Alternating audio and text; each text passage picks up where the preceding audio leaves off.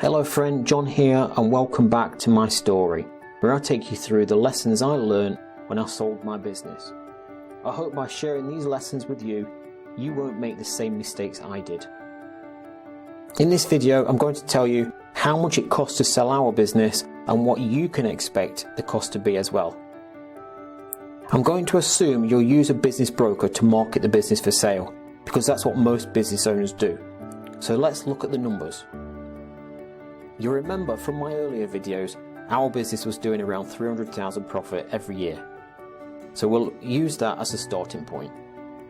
Now, one thing which the broker told me to do, which I just thought sounded dodgy at the time, is to move some numbers around. In other words, push costs into one year and pull sales into the current year.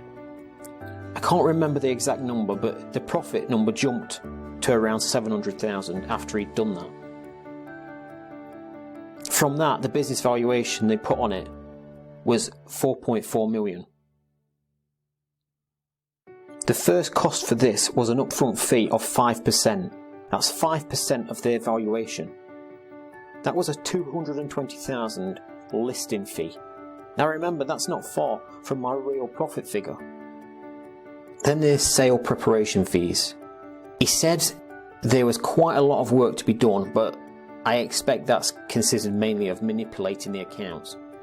He put an estimate of £50,000 on that. Then there were marketing fees. This depended on where we wanted to market the business. Some publications were included in that upfront fee, and others we were told we'd pay monthly. Broker's expectation was that this could cost £5,000 a month. Then there's any negotiation expenses.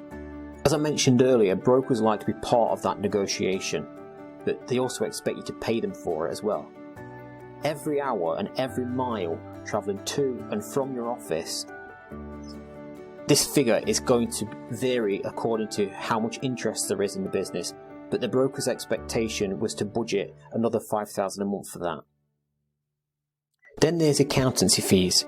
When we first started the process, our accounts were almost non-existent, so you should budget for around £10,000 to get these up to scratch. Legal fees is next. This varies wildly, but it could be up to £20,000. Then, assuming you've managed to sell through the broker, you'll have to pay a success fee. Again, this is normally a percentage of either the valuation or the final sales figure.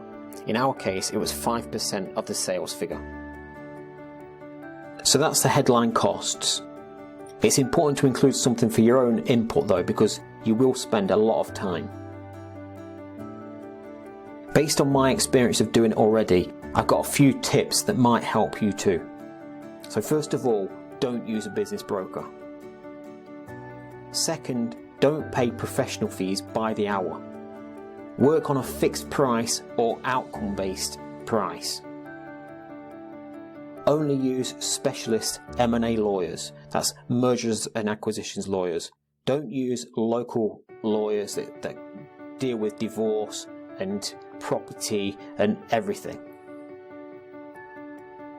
Now the final cost I almost forgot about is a big one, the tax. It's important to sell the business in the most tax efficient way.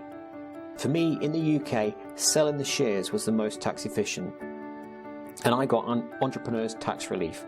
But you should check with a professional tax lawyer and accountant to see what the best structure is for your circumstances. So that's it for this video. In the next one, I'm going to tell you about the different types of buyer that will be interested in buying your business.